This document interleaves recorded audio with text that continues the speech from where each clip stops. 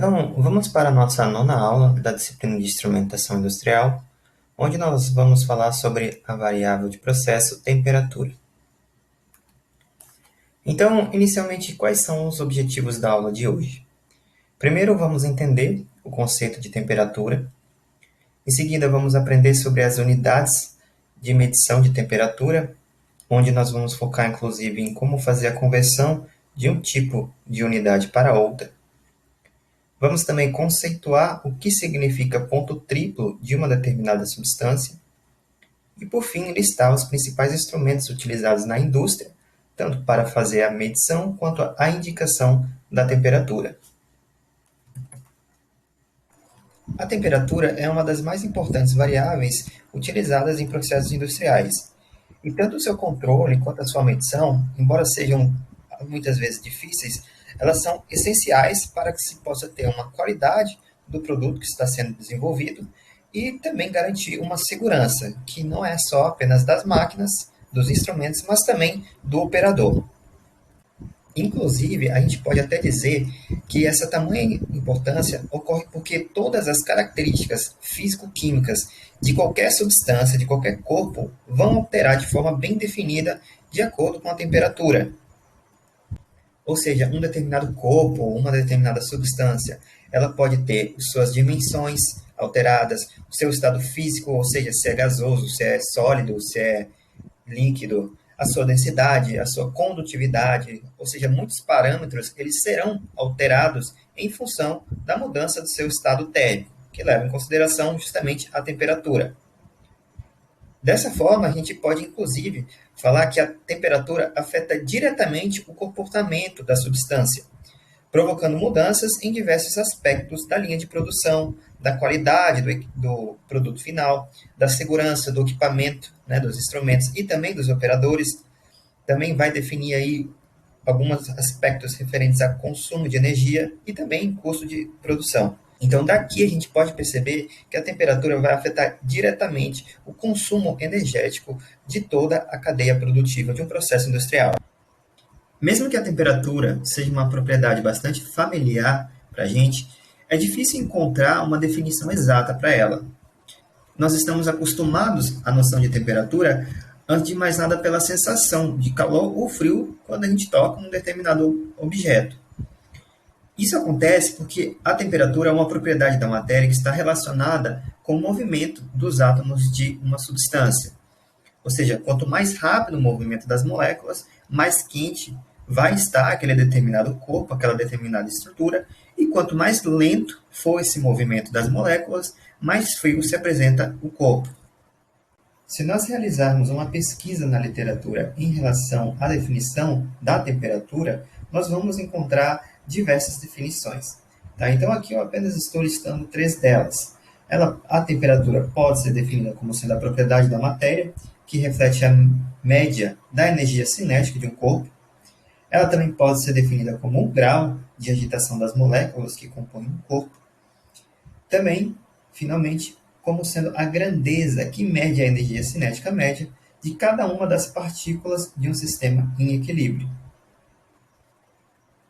Então, embora nós tenhamos todas essas definições para a literatura e podemos encontrar diversas outras, na prática, a temperatura é simplesmente representada em uma escala numérica, onde quanto maior o seu valor, maior é a energia cinética média dos átomos do campo em questão, e, consequentemente, mais quente vai ser aquele determinado objeto.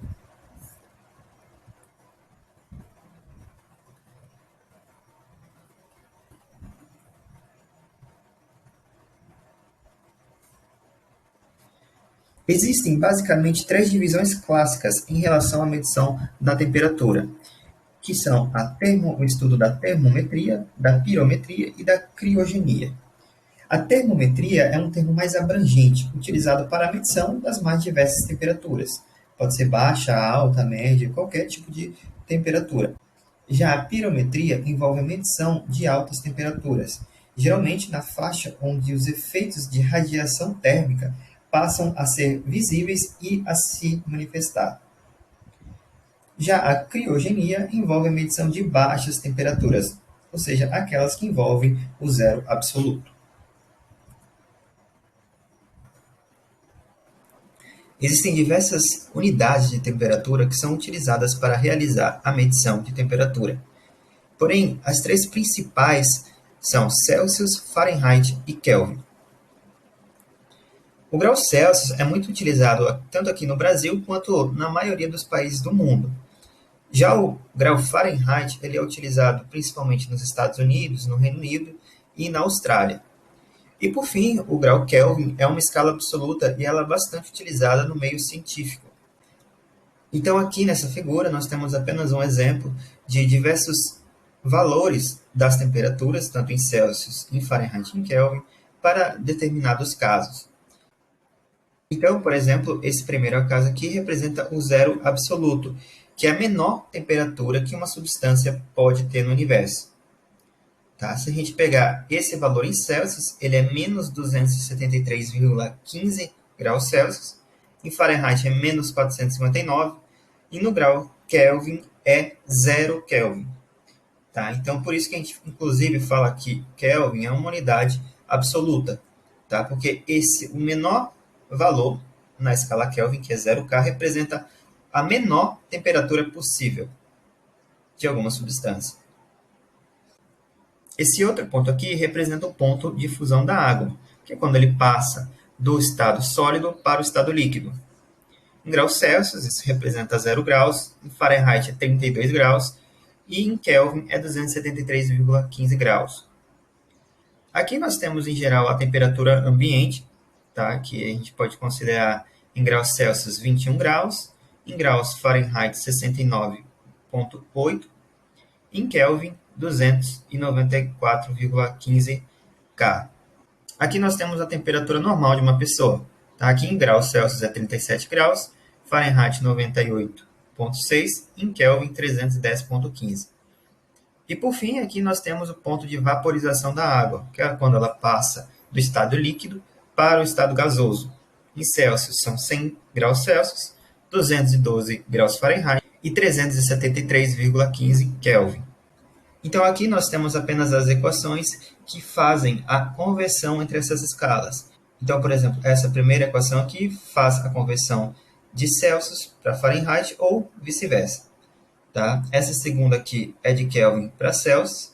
Tá? Nesse caso aqui, se a gente tiver a temperatura em Celsius, basta a gente somar 273,15. É bem direto. E por fim, essa aqui que é um pouquinho mais longa, faz a conversão entre Fahrenheit e Kelvin. O importante é que todos esses valores que estão sendo apresentados aqui e que foram descritos, eles são considerando que a pressão é de 1 atm. A gente vai ver daqui a pouco que dependendo da pressão, esses valores aqui eles podem mudar. Mas assim, em geral, tá, esses valores aqui é o que são mais utilizados no nosso cotidiano. E já que nós vivemos, né, em uma pressão atmosférica de 1 atm. Porém, se o valor da pressão variar, por exemplo, a gente já viu em aulas passadas que ela varia em relação à altitude, esses valores aqui serão um pouco diferentes. Então, apenas para exemplificar uma das equações de conversão de temperatura, vamos resolver esse exemplo aqui. Um instrumento indica a temperatura de 75 graus Celsius, o que equivale a quantos graus Fahrenheit? Então, vamos aqui inicialmente apenas reescrever aquela equação que faz a conversão entre graus Celsius e grau Fahrenheit. Nós temos que C dividido por 5 vai ser igual a F menos 32 dividido por 9. Tá? Essa aqui é a equação que relaciona grau Celsius com grau Fahrenheit. Então, vamos apenas substituir o valor que nós temos aqui da temperatura em graus Celsius. Temos que 75 dividido por 5 vai ser igual a F menos 32 dividido por 9. Tá? Então, inicialmente, o que nós vamos fazer é essa operação aqui. 75 dividido por 5 vai ser igual a 15. E agora, o que nós vamos fazer é passar esse número aqui no denominador, que está dividindo F menos 32, vai multiplicar 15. Tá? Então, só reescrevendo, nós temos que F menos 32 vai ser igual a 15 vezes 9, e esse valor é igual a 135. Por fim, nós temos f menos 32 é igual a 135. Como esse 32 aqui está desse lado aqui, está subtraindo de f, ele vai passar para o outro lado somando. Então, f vai ser igual a 135 mais 32. Portanto, nós temos que f vai ser igual a 167 graus Fahrenheit, tá? Então, o instrumento que indica a temperatura de 75 graus Celsius representa, em Fahrenheit, 167 graus. Em um dos slides passados, nós vimos que existem algumas temperaturas que vão mudar o estado da substância. Então, por exemplo, nós vimos que para 0 graus Celsius, a água muda do seu estado sólido para o estado líquido. Porém, essas configurações elas não dependem apenas da temperatura, elas também dependem da pressão que está sendo aplicada na substância. Então, por exemplo, todos os exemplos que foram mostrados em 2 slides atrás, eles estavam considerando uma pressão de 1 atm.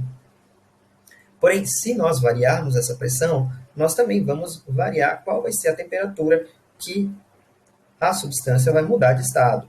Tá? Então, essa mudança de estado de todas as substâncias puras, elas não dependem apenas da temperatura, elas dependem tanto da temperatura quanto da pressão. E existem algumas combinações de pressão e temperatura que vão favorecer a coexistência de 3 estados físicos, sólido, líquido e gasoso, de uma determinada substância. E é isso que nós chamamos de ponto triplo. Tá? Então, quando há uma simultaneidade nesses 3 estados, dizemos que a substância encontra-se em seu ponto triplo. Nesse gráfico aqui, a gente consegue analisar o ponto triplo da água. Então, por exemplo, 101 kPa representa 1 atm. Tá? Então, se a gente seguir essa linha aqui, esse valor de pressão, nós temos que, por exemplo, em 0 graus, nós temos que a água está passando do estado sólido para o estado líquido. Tá? Esse aqui é o ponto de fusão da água. Além disso, quando nós temos 100 graus, a água vai passar do estado líquido para o estado gasoso. Tá? Então, essa região aqui define a combinação de pressão e temperatura que vai levar a água no estado gasoso. Toda essa região aqui, mais em roxo, é a combinação de pressão e temperatura que leva a água ao estado líquido. E essa primeira área aqui, mais em azul, é a combinação de pressão e temperatura que leva a água ao estado sólido. E, além disso, existe aqui esse ponto triplo, em que é um ponto que a água vai ter os 3 estados físicos simultaneamente. Tá? Então, para a água, nós temos que, se nós tivermos uma pressão em kPa de 0,6 e a temperatura de 0,01 graus, a água vai estar nos 3 estados físicos. Então, é assim que a gente pode representar esse diagrama aqui. Tá? E todas as substâncias puras elas apresentam um ponto triplo. Então, para quem ainda não conhece essa definição de ponto triplo, pode ser um pouquinho estranho, né, a gente apresentar isso e considerar que tem um caso que a água, né, ou que a substância vai ter todos os estados físicos. Então, só para ilustrar essa configuração aqui, nós vamos ver um vídeo que demonstra a água nesses 3 estados. Nesse vídeo aqui, o que o pessoal faz é inserir gelo dentro de uma câmara de vácuo, onde será possível controlar qual será a pressão aplicada no gelo.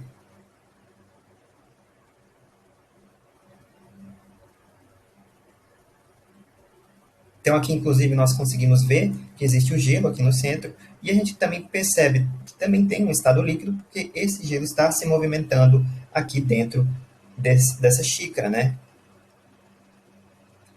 Nesse momento, nós percebemos que a água começa a evaporar, já que nós conseguimos ver o estado gasoso através dessas bolinhas aqui.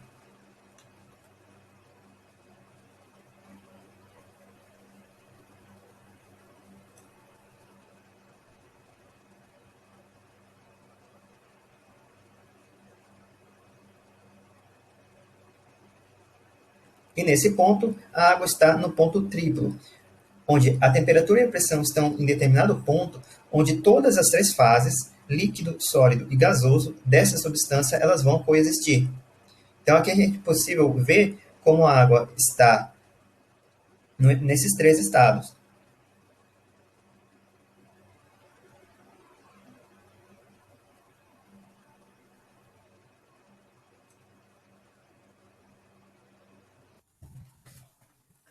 Então, vamos falar agora sobre a calibração de instrumentos que fazem a medição de temperatura. Existem basicamente duas abordagens que podem ser feitas em relação à calibração. A primeira é por ponto fixo ou a calibração comparativa. Nesse slide, a gente só vai trazer algumas informações gerais em relação a essas duas abordagens, tá? Então, falando inicialmente em relação à calibração por ponto fixo. Ela acontece através, como o próprio nome já diz, de uns pontos fixos da temperatura de determinadas substâncias. Então, por exemplo, utiliza o ponto triplo, tá? Que a gente acabou de ver o que significa o ponto triplo, os pontos de fusão e solidificação de determinadas substâncias. O ponto fixo mais importante é justamente o ponto triplo da água, que acontece a 0,01 graus Celsius e 0,6 kPa. Então, a ideia desse tipo de abordagem é utilizar justamente esses pontos fixos, onde a gente sabe exatamente qual é a temperatura para fazer a calibração do sensor. Tá? Então, por exemplo, imagine que um determinado sensor ele está no mesmo ambiente onde a água encontra-se no ponto triplo. E a gente sabe, a gente já viu, já estudou no slide passado, que o ponto triplo da água é exatamente 0,01 graus.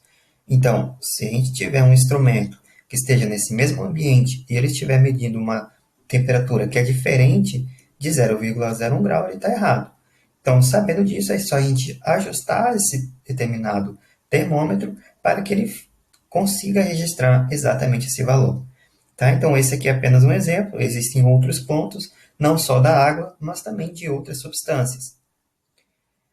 Em geral, esse tipo de calibração ela se faz quando é necessário termômetros que possuem uma demanda alta por repetitividade e exatidão, tá? Justamente porque esses pontos eles são bem específicos.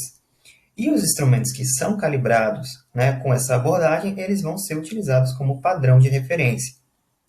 Além disso, justamente por ter essa característica tão específica em relação à temperatura que deve ser calibrada, não é tão fácil a gente chegar nesses pontos aqui. Tá? Então, só alguns laboratórios credenciados que possuem todos os equipamentos que conseguem deixar tanto a temperatura quanto a pressão em determinados pontos, que são credenciados para fazer esse tipo de calibração. O segundo tipo de calibração é a comparativa, tá? Que é basicamente o que acontece com outros tipos de instrumentos. Tá? O que é feito é que compara o instrumento a ser calibrado com um termômetro de referência padrão. Tá? Esse termômetro de referência padrão ele possui uma alta exatidão, tá? Em geral entre 3 a 4 vezes maior que o outro instrumento, e o instrumento a ser calibrado é o que a gente vai utilizar no processo industrial. Então, como esse termômetro de referência ele possui uma exatidão alta, a gente vai comparar o resultado dele com o resultado do instrumento a ser calibrado. Se o instrumento a ser calibrado tiver um valor diferente, a gente ajeita ele de forma que fique igual ao termômetro de referência. Nesse tipo de abordagem, os dois instrumentos são colocados em uma fonte de temperatura homogênea, tá? Então, essa fonte de temperatura vai ter exatamente a mesma temperatura. E nesse caso aqui, a gente não vai precisar de uma exatidão tão alta, tá? Então, é claro, quanto maior a exatidão, né, melhor vai ser para o nosso processo industrial, mas a gente não precisa ter o nível de exatidão que a gente tem quando a gente faz a calibração por ponto fixo. Vamos falar agora sobre os principais tipos de medidores de temperatura. Existem basicamente dois grupos que a gente pode dividir esses tipos de sensores. Tá? O primeiro grupo, que vai acontecer um contato direto, e o segundo grupo, que é o contato indireto. Os instrumentos que funcionam por contato direto são aqueles nos quais o elemento decisivo está diretamente em contato com o material cuja temperatura deseja se medir. Então, por exemplo, nós temos a maioria aqui dos sensores, eles funcionam dessa forma. Tá? A gente tem termômetros a dilatação, que pode ser a dilatação tanto de líquidos quanto de sólidos. E aqui nós temos um exemplo, tá? Onde temos um termômetro a dilatação de líquido, onde o líquido que está sendo utilizado nesse instrumento aqui é o mercúrio. Temos também termômetro a pressão, que nesse caso pode ser de líquido, de gás ou vapor. Também temos os termômetros a par termoelétrico, tá? Onde o mais utilizado aqui é o termopar. E, finalmente, termômetros à resistência elétrica. Tá? E aqui a gente pode citar o PT100, tá? Que é uma termorresistência, ou se não, os termistores. Em geral, esses dois aqui são aqueles mais empregados quando se faz a medição de temperatura em processos industriais. Tá? E aqui nós temos a foto de um termopar e aqui a foto de um PT100. O segundo grupo, né, que são aqueles termômetros que funcionam através do contato indireto, são os medidores nos quais o elemento sensível não está em contato direto com o material cuja temperatura se deseja se medir. Tá? Então, nesse caso, nós temos o pirômetro óptico, pirômetro fotoelétrico e o pirômetro de radiação. Tá? E aqui nós temos apenas um exemplo de um pirômetro óptico. Inclusive agora, onde nós estamos na pandemia do Covid-19, esse tipo de sensor tem sido bastante utilizado na entrada de supermercados apenas para verificar a temperatura das pessoas que estão entrando no mercado, tá? Então, por exemplo, a pessoa, né, responsável por verificar a temperatura fica apontando esse sensor aqui para cada uma das pessoas que vai entrar e vai verificar qual é a temperatura da pessoa. Aqui nós temos apenas uma comparação de como fica as principais características dos grupos direto e indireto. Tá? Então, primeiro, qual é a condição necessária para medir a pressão? No caso dos instrumentos que funcionam no grupo direto, ele precisa estar em contato com o objeto a ser medido e praticamente não mudar a temperatura do objeto devido ao contato do detector. Já em relação ao indireto, a radiação do objeto medido tem que chegar até o detector. Tá? Então, no caso, por exemplo, do pirômetro óptico, a luzinha, né, dele que vai ser utilizada para realizar a medição tem que entrar em contato com a pessoa, né, com o objeto que ele vai medir. Já em relação à característica, para os medidores do grupo direto, né, a gente tem duas principais. A primeira é que é difícil medir a temperatura de um objeto pequeno, visto que esse objeto ele tem a tendência de mudar a temperatura quando em contato com um objeto cuja temperatura é diferente. E além disso, também é difícil medir o objeto se ele estiver em movimento. Já para o contato indireto, não muda a temperatura do objeto porque o detector ele não está diretamente em contato com o objeto que vai medir a temperatura, que vai ser medida a temperatura. Além disso, ele também pode medir o objeto que está em movimento, geralmente mede a temperatura da superfície e também depende da emissividade. Em relação à faixa de temperatura, os tipos de medidores diretos, eles vão ser mais indicados para as temperaturas que são menores que 1.600 graus Celsius. Já os do tipos indiretos, eles são mais adequados para temperaturas mais elevadas. Em relação à precisão, nós temos que dos tipos indiretos, geralmente é mais ou menos 1% da faixa, tá? Nesse caso da faixa de medida. E já os indiretos, eles são menos precisos, tá? Então chega aí de 3 até a 10 graus Celsius. Já em função do tempo de resposta, os tipos indiretos, eles são bem mais lentos, tá? Inclusive, às vezes pode demorar até mais do que 5 minutos.